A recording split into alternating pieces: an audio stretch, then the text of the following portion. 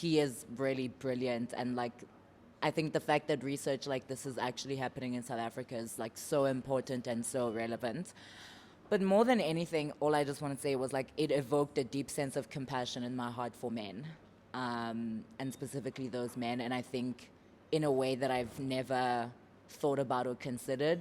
And I think very much sitting from a place and in a place of privilege where like even when I look at the unemployment statistics, that's all it is, just the statistic, but never sitting down to think about all of like the emotional, like psychological impacts of that. And I think just being forced to go through that and like interrogate, and I think something that was a very like difficult mirror to put up to myself, and I made a joke now where I was like, oh, I don't know what I'm going to say now to people on first dates if I can't ask them what they do.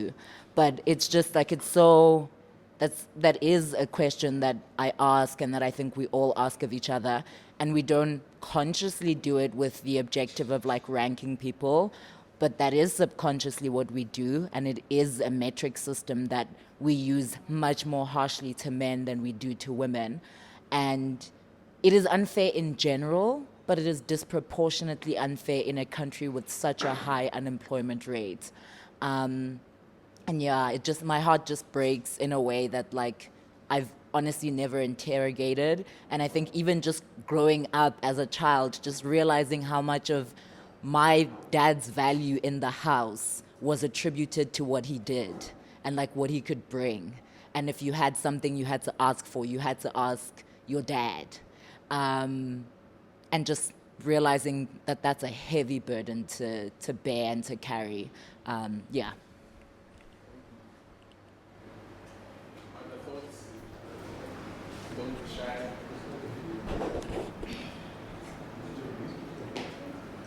Thoughts and opinions? I must speak. No, I'm manning the mic, guys.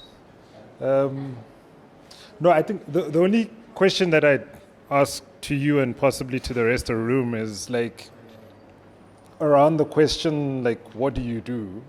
Is that purely a thing that affects men, or is it like across the board where that question, what do you do, has that effect? Is that something that you are going to change moving forward, just strictly like if you're on a date with a guy, or is it sort of shifted your perspective across the board?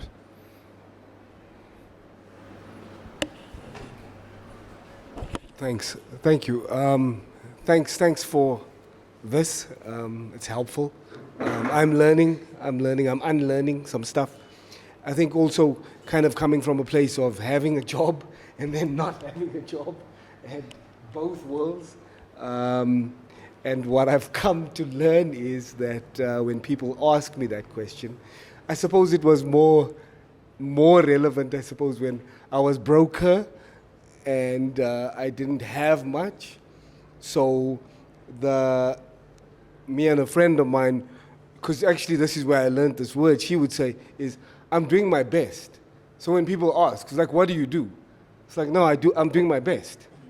And I think all of us are doing our best, if that makes sense. Do you know what I mean? So for me, it kind of gave me that compassion as well of, despite homies living in the township, or we're in Parkhurst now, and we're speaking a certain lactose intolerant English. Do you know what I mean? But also, I think for me, it boils down to like being empathetic to both worlds. And I mean, for me, it's also, I was unconscious to these things, because I'm in that middle class, it's almost like when those riots happened and those people were doing and then the cakes were being eaten in supermarkets and a lot of, and it was like secretly I was like, yeah, but obviously, in my middle class world at that time was not doing much as well, because I'm in this other bracket of I'm the fence between rich and poor. I'm in the middle of that, So Yeah, I mean, I think it's interesting, and thank you for this platform, because it's provoking a lot of thoughts and mindfulness of everything, and the way I look at life through these lenses, you know. So, thank you.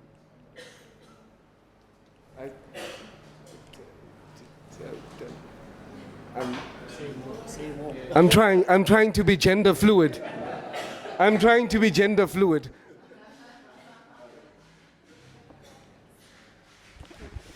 So for me, I think the key standout point is the discussion about the Valco men versus the Lesotho guys who are, you know, growing to support as a second income. You know, as someone who grew up with a father who lost his job in his 50s while we were still in high school, for me, this is just bringing a different layer of thinking on it. Because one of the things I think I've always, when I was younger anyway, always used to think, but couldn't my dad have done something, you know? But now, realizing there's so many layers, you know, to finding a job. Because I think I'm a millennial, so I haven't stayed in a job for longer than a year, because the minute it doesn't work for me, I'm gone. So I think I have that culture of I'm not going to stick around if it's not working for me, you know? And so reflecting on that and thinking about my dad and thinking about how lucky I am actually that I can tell that story. But actually it's not the reality for everybody, you know? And I certainly feel humbled, because I think I've just been so judgmental because I think a lot of what I've been able to do in terms of changing jobs has been fortunate. It's not the story for everybody. But I think it's also, for me, learning empathy in the sense of it's not always easy to just pick yourself up and do the next thing, because there's just maybe no opportunities to do that. So, you know, that whole thing of the mind and the body are willing, but where do you go, you know?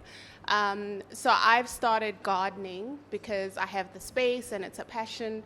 But I realize also in South Africa, from our political history, like, we just don't have the space to do that.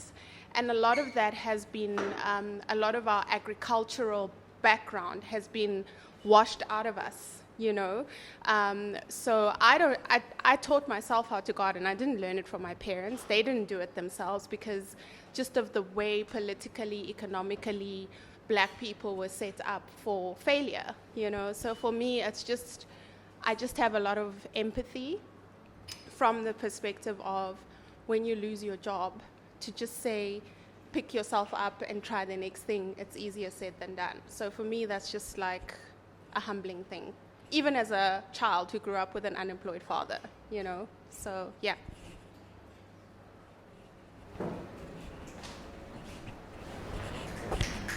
Hello, guys. So, what I picked up from the discussion was he emphasized a lot about content. Oh, sorry. What I picked up from the discussion is that he emphasized a lot about the content of masculinity in the landscape that we live in. He said that, the doctor said that because of industrialization, we have equated provision to monetary values, right? And sorry to be religious or biblical or whatever, but I think that because of that, we have diluted or misrepresented what provision from a man actually is. We have equated it to just money. We have equated it to just, you need to have a job and you need to put food on the table. We need to understand, as females, we had a very brief discussion about how many females are actually here versus how many men are actually in the room. So for me, it's like the universe is working in its divinity, where it's like, this is a female discussion actually, where we need to understand that provision is not only monetary, it's not only your man having a job, it's your man providing security for you, it's your man providing stability for you. That does not mean monetary value, it does not mean he needs to have a job, it does not equate that. And as soon as a society of millennial women, as a society of feminine women or the woman that knows that, oh, at work, me and this man are equal. At work, me and this man can look eye to eye, and he can be a boss and I can be a boss. But at home, you have to provide. You have to be the man of the house. We need to understand what provision actually means. We need to understand what a man or masculinity does not equal monetary, does not equal having a job. So for me, the context, yes, because of the Industrial Revolution or the mining or the moving from rural to city, changed. I think we need to go back to how our ancestors lived, how our fathers' fathers lived. Our fathers' fathers could put a millie cup on the table. As long as you feel protected as a household, as long as you feel khore, if I have to go out into that field, my dad, if there's a hyena or a monkey that's going to attack me or the snake is going to attack me, I feel protected. That was masculinity for our fathers and our forefathers. It wasn't, he has a job in the city, he can provide 500,000 K a year, etc. So for me, we need to understand what provision actually means besides monetary, because I feel like we are taking the word provision and we are degrading it to just monetary value. We are degrading it to just money, we're degrading it to just a job, to just a title, rather than what a man is besides providing. Yeah, that's my 2 cents. I think am I the mic holder? Listen, I do this side, you do that side. I actually have a question to the guys here, because listening to that conversation, for me, there were parts of the conversation where I felt seen in a way that I didn't know I wasn't being seen, because there were points being raised in a way that I hadn't thought about before in terms of what a man must be and what it means to provide as a man. And so posing that question to the guys, for you sitting watching that, I think for the ladies, we've had confirmation that it gave a different perspective in terms of what expectations they should have of the men in their lives. From the guy's point of view, were there any shifts from the four of you?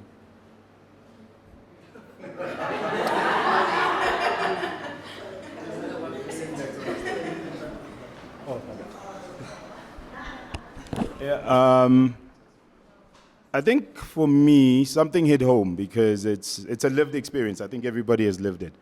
Where I saw that with my father. Where, he didn't finish matric. He worked hard to build these businesses, and I think at age probably about 50 or something, he lost everything, and from probably the proud man that I knew, you saw him diminish, literally when everything went down. I think also as a black society, it's not things that live in our mind, it's how we actually get treated. From, having a seat at the table where, you go to a family, msebenzi, they're calling you Grotman Baba. Now you don't have a job, you just, you're an ice boy. And that's a reality. I've struggled the longest time in my life from seeing how what that did to my father, that I ended up wanting to become so much of an not alcoholic, fuck, I'm drinking. Okay. A workaholic, that I didn't want that to happen to me. You know what I'm saying? But that's not right, because life will have its ups and downs. So also that means I'm valuing my value as a man by the fact that I have an income. So it hit home, eh?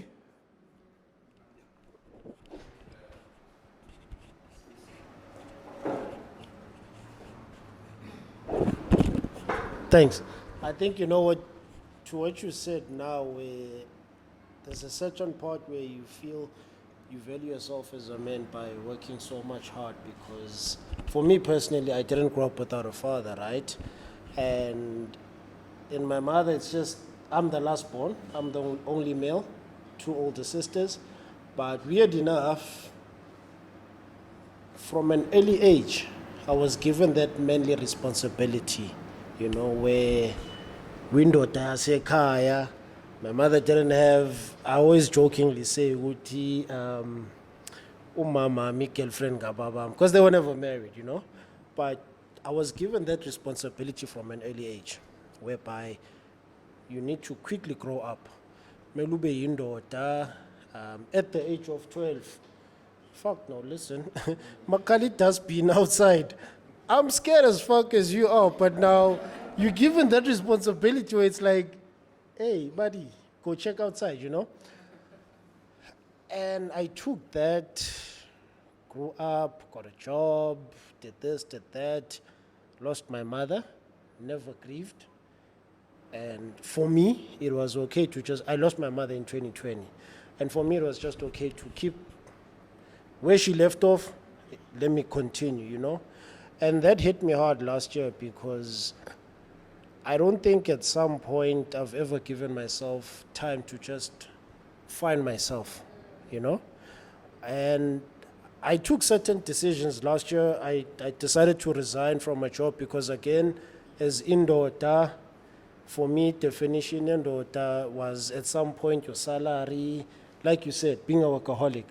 And I can vividly tell you there'd be times where I would literally work from when the sun comes out up until it goes literally 12 o'clock, okay, 1 a.m. I'm going to sleep. No, 2 a.m. I'm going to sleep. 3 a.m. Before you know it, it's 5, 6, you know? And because for me, I felt like Ubuto Tabami or my manlyhood was linked or attached to, I need to push, you know? And in the midst of it all, I lost myself and I hit rock bottom. I fell hard on my face. But the one thing I appreciate was being in that space and resigning. It gave me an opportunity to just take a step back from everything and just find myself as a person. Forget the salary, forget the title at work, forget certain things, but I just need to find myself. Who am I, you know? What do I value most? And I think in the same light, you know, just having certain support structures, King being one of them, you know? I was talking to my partner the other day, I'm like, I still sometimes sit and think, oh, Konja, how did this friendship get to where it is now, you know? But I'm appreciative of all of that because I feel like when my mother passed away, it took me 2 years for me to reach that level where I needed to just grieve.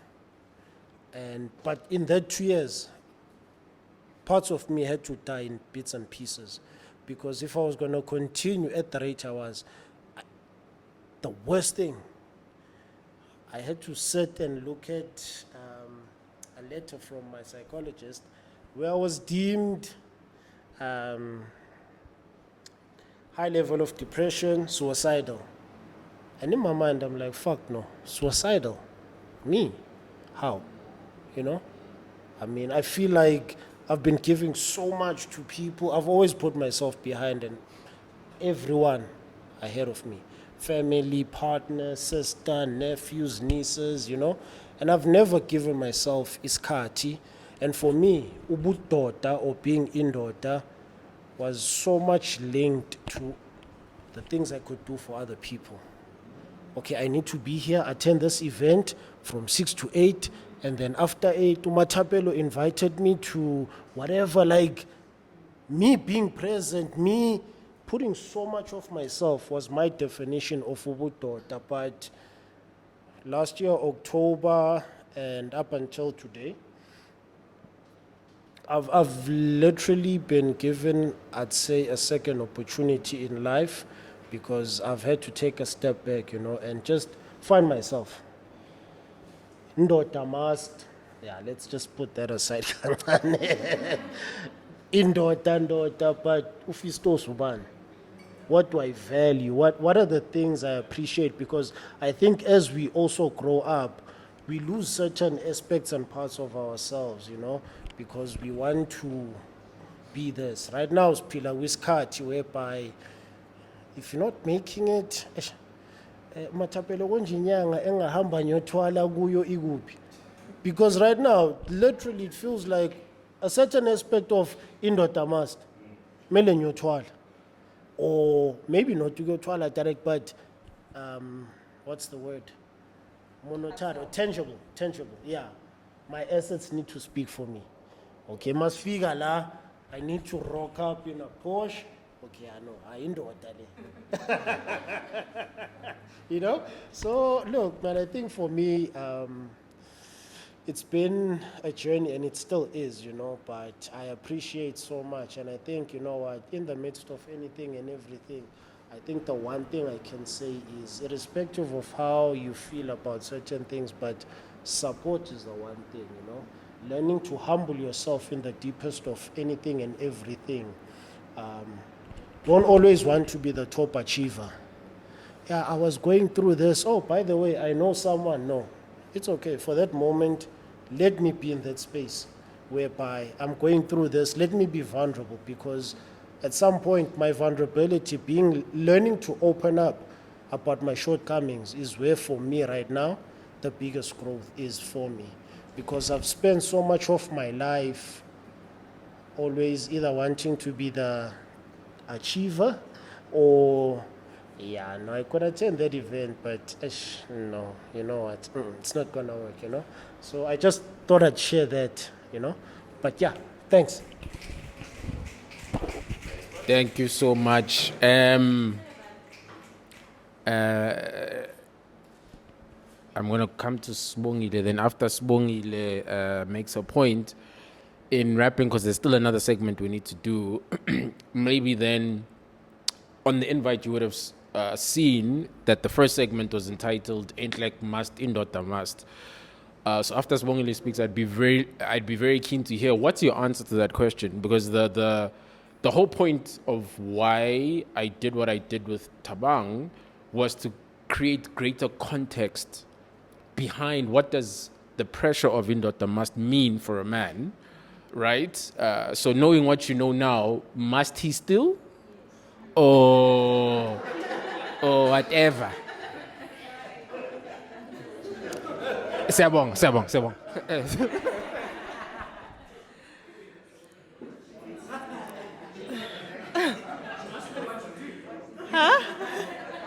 what?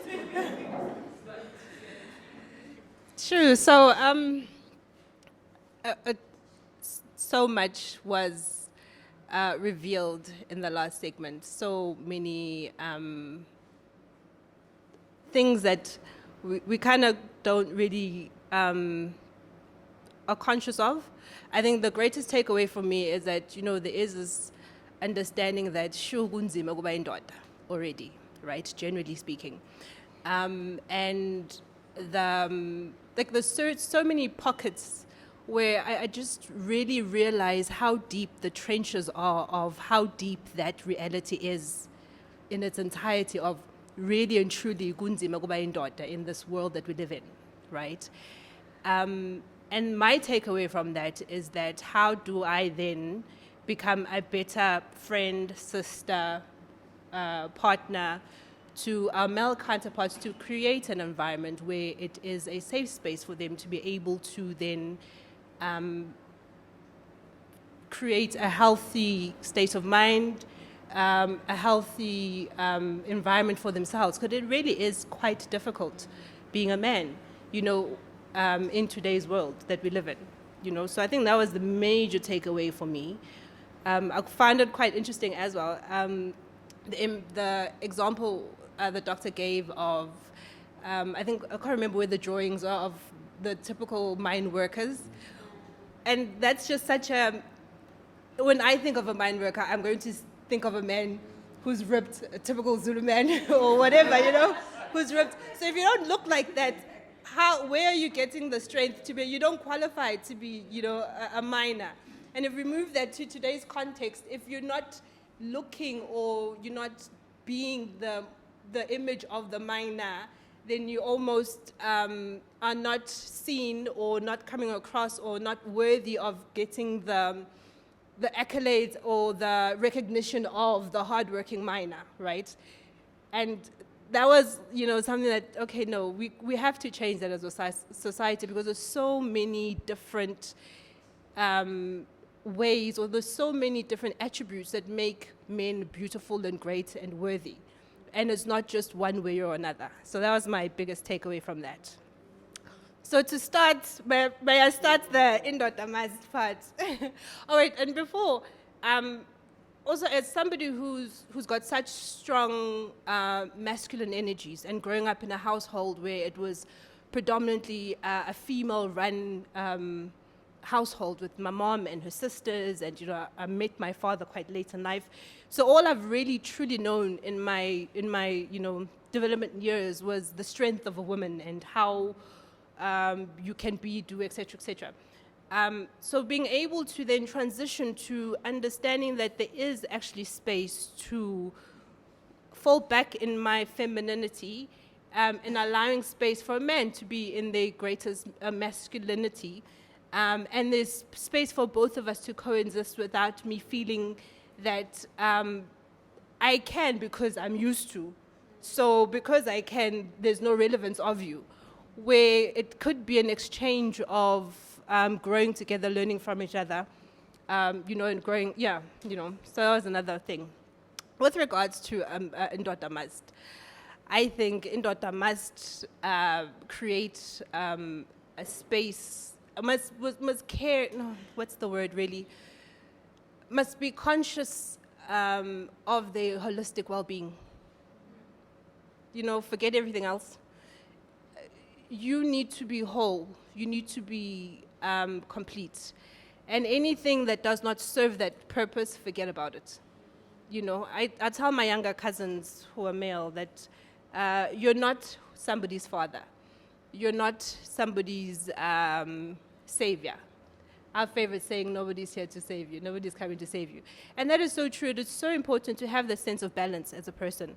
It's so important to have a sense of responsibility for yourself as a person.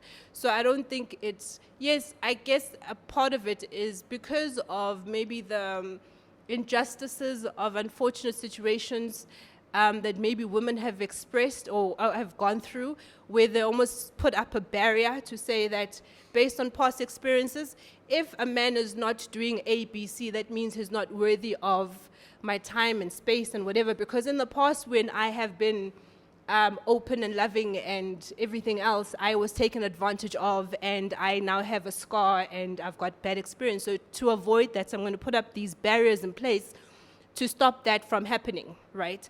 But that creates a very toxic, unhealthy cycle, because then there's a mismatch of true intentions and disingenuous intentions. So how do we then, know who's who? But if you holistically, or if you are conscious of your holistic well-being and pay attention to that, then it almost like creates the healthy barrier to be able to say, no, I'm not doing that because I'm not comfortable with that, because it's asking too much of me, right? And you can have the sense of esteem to say no. I don't want to give you 20,000 on the first day of meeting you. Who are you? I've got everything else I want to do with my money, or I don't even have to. Why is it a discussion of what must my money do for you? Do you get what I'm saying? Or things like that. So that's my Indodamust moment. They must take care of themselves holistically and have the esteem to say no if it doesn't suit them.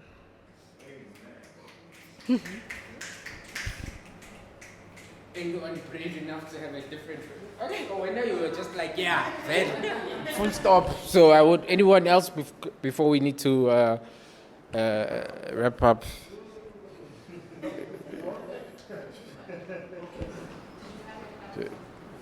Okay, Black Mampatile, who do I... Easy. Okay. Oh, wow. Why less screen singabonakali? Okay. Hi, everybody. Firstly, thank you for this, Linz. It's always insightful, it's always great, and it's always provoking. And and sometimes triggering. And the one conversation I've had with Lindile is triggering is not always necessarily negative as we have become accustomed to. Triggering isn't always a negative construct, it's also a positive one.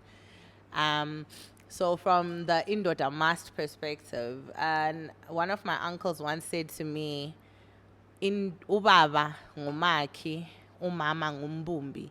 What that means is the man builds and the woman molds. Yes, there's other constructs. I'm not going into that. I'm going into a binary man and woman relationship from this perspective. So in terms of that, there's a mandate for both genders, right? There's certain expectations of a man, there's certain expectations of a woman, and I'm now talking in a home setting. Yes, it's never limited to a home setting because we all go out and we do what we do. You touched on, well, you alluded to biblical principles, but you didn't necessarily go into them. I won't go into them either. But there's certain elements. I'm sure a lot of us grew up being told, oh, the man is the head, the woman is the neck. You're like, yeah, really, I'm the neck, I move. Sometimes you miss it from that point. A man and a woman, it's a partnership. So before I go into Indodamust, that must be clear from the onset.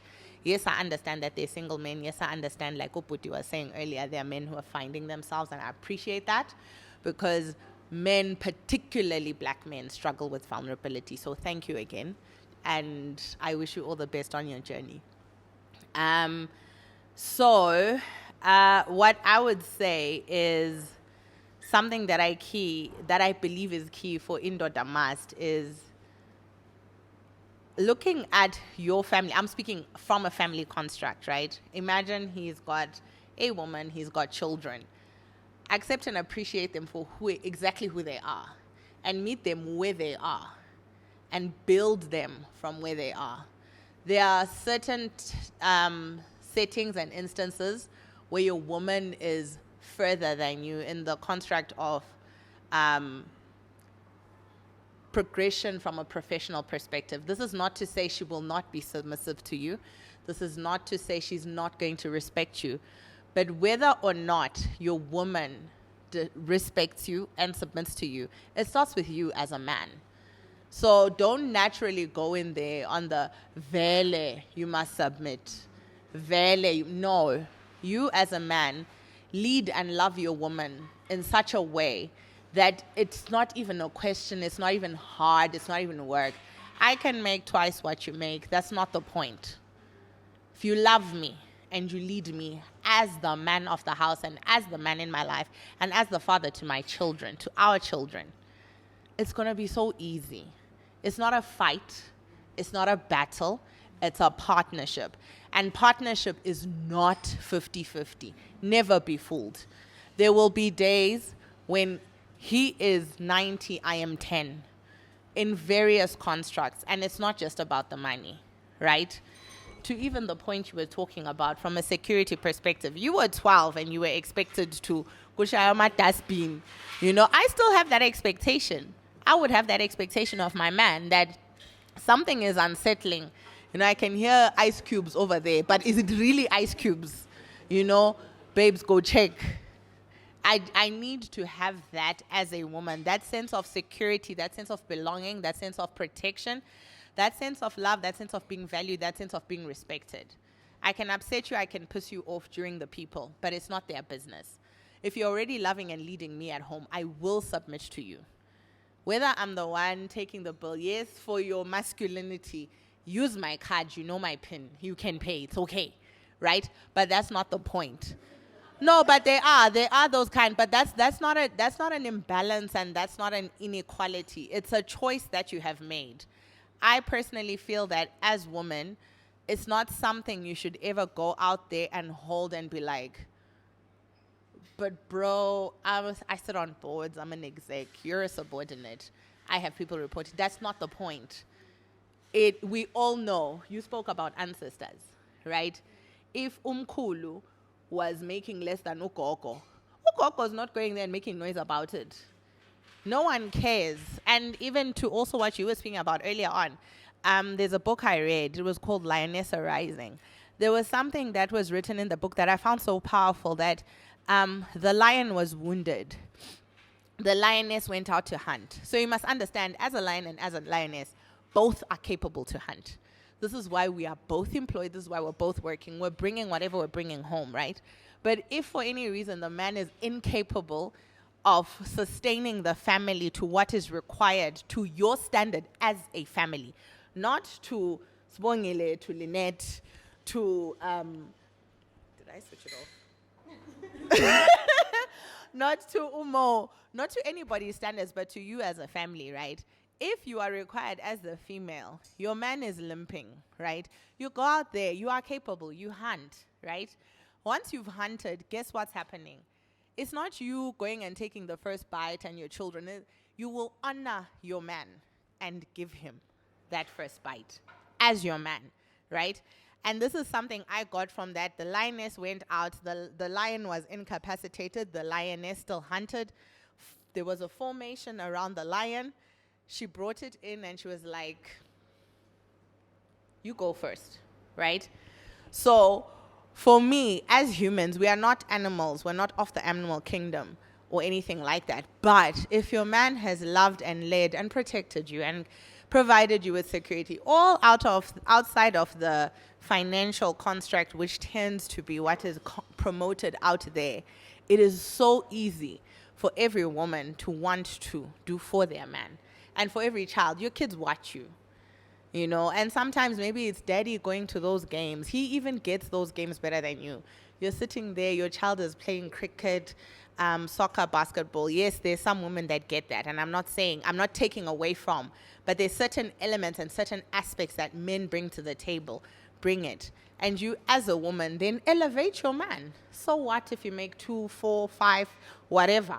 Doesn't matter. Your role is not to lead the household. Your role is not to be the head. Allow him, at whatever stage and at whatever point and presence he is, elevate. Maybe one day he'll surpass you, maybe he won't. That's neither here nor there. But if we're going to say here, or my call is Indodamust lead, Indodamust love, Indodamust protect, Indodamust secure, all of those, oftentimes in the construct of a family setting, they come from umama that supports, the woman that is molding. He's built. Mold. Respect your man, you know. And it's one thing, you're all going out there, you're those girls, you're living it up. You know, I'm there. Lynette and I, and we've flown to Brussels for tea because we can, right? My man can't even fly to Durban. So what? The fact that Lynette and I have flown to Brussels for tea shouldn't now be an issue to him and for him and make him less than. I also need to play my part as his woman, as the mother of his children in doing, you know, X, Y, Z. So I don't know if my Indodamust flew, but that is my...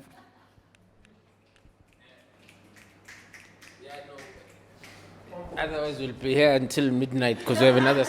Because you had your hand up. We have time. You can come back. We're coming back. We're coming back. You? Hey, Nazan. I thought we were doing another session. Nazan never... Indodamust.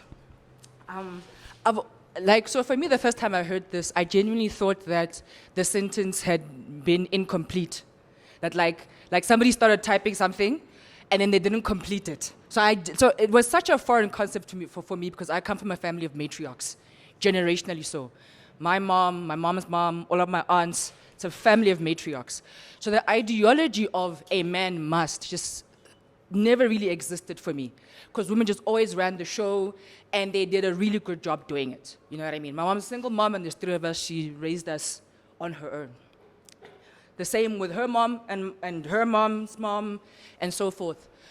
And the only time I started getting encountered with the idea of this sort of like pie in the sky ideology of what a man must do, and it's said with so much authority that I'm just like, but whence cometh this ideology, right? Like, somebody give me a data point or some to work off of, right? So that I can understand why I can't go there with the guys and the guys can go do that thing, right? if I'm here and I can actually do what needs to be done, why can't I do it? Because no, Indodamust or monna tshwanetse a dire ka mokgwa monna a dira ka teng. No, that was like the Sotho way of saying that a man must do what a man must do, right? And so the first time I actually got encountered with this idea, with this ideology of Indodamust was actually as a grown woman. And when you're on a date, the man must pay for the bill. And you'll even see that when a waiter hands the bill on the table, they put it on the side of the man, right? Even in a situation where I'm clearly the one footing this bill, but I must go take it from that side of the table and be like, bring the card machine. What I will say, however, is that what really does sadden me, and thank you so much, Linz, for organizing a platform like this, and spaces and places like this are very imperative and important for us to really have honest, naked conversations. Because then what you then see is men in our society perpetuating the same cycles that are making this very discussion and national and actually a global discourse, right? So you see them then not taking care of their kids. You see them then like not supporting their women, not standing by them, and so forth. And so you continue to perpetuate this very cycle. And I think when we talk about triggers and the honesty, I also do think that, and not to say Indodamust, but I do think that men also need to look within themselves to understand the reasons why they themselves are perpetuating the same cycles that are going to make your baby mama a single mom, right? And I genuinely do feel that we're never really going to get to sort of any significant step forward if we're not actually having these conversations and asking those questions, right? And delayering them. Like, Sfiso, thank you so much for your journey, because it's her journey. It's not like after this, everything's fine and men and women are perfect and, everything's great and we've got equality. It's a delayering process of all of these complexities that we've generationally gone through. Then the last thing I wanted to add is on the issue of employment and unemployment, but specifically this ideology of value creation and value extraction. So producing value and then consuming value. Human beings are on both ends of the supply chain, right? I don't believe that there's any human being in this world on a human level, like based down to sort of like our genealogy and sort of our DNA as a human being, that you don't want to add value in society and in the world. Which is why you see so much brokenness in South Africa, because you have people who've just for a very long time have not been able to add value. Right? And so value, a human being actually decays spiritually and organically when they're only consuming value and not actually creating the value that will then be consumed. Which is why then, when you talk about, especially in this particular showcase, we talk about unemployment and how those relationships within the household deteriorated, is because I am in a situation where I'm just extracting value. I'm seeing others add value to the world, and things change, things move, because they are adding value to the world, and I'm just extracting that value. It creates a cycle of brokenness, because then generationally, there are people who have never known how to create value, how to change the landscape, to be like, things are different because I went this way. I came here. Because you did this. Things are fundamentally different for all of us here. And so when we live in a society where there's just people constantly taking value, they decay over time. And that decay then becomes a generational legacy that our children are then born into, and then we wonder why we've got all these traumas that we are unable to articulate in any meaningful way. So, I know I kind of went on a tangent there, but it was something I was really just thinking about, because I think the idea of producing value and consuming value is very linked. And until, once again, we can actually bring those two silos together in this country, we're going to continue to sort of perpetuate the same cycles that have once again brought us here. And so Indodamust, yes, please take care of yourselves and draw the parameters for yourself. If you're uncomfortable with the way it is, I don't see why you are in what you're in, actually. You know what I mean? You've also got the agency to make the rules. If you don't want to slaughter the cows because you don't want to slaughter cows, you just want to eat them, I would not see you as less of a man because you don't want to slaughter cows, you just want to eat them. Let somebody else slaughter the cows. So thank you.